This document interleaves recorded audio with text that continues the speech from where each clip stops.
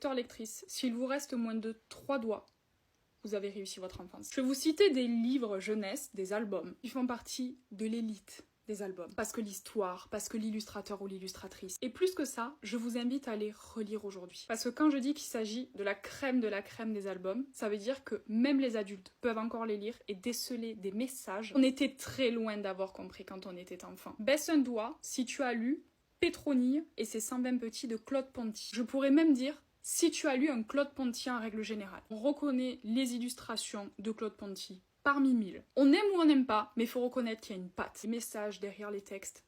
Baisse un doigt si tu as lu Roule Galette de Nata Caputo et Bruno Gilbert. Ça, on le voit encore absolument partout. Ponty aussi, vous me direz. Un classique, indétrônable, le message passe bien.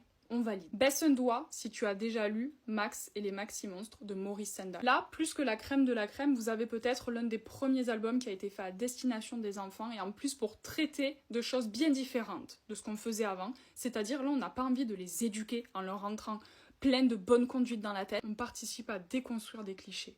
Et ça, j'adore dans les albums jeunesse. Baisse un doigt si tu as déjà lu Arc-en-ciel, le plus beau poisson des océans de Marcus.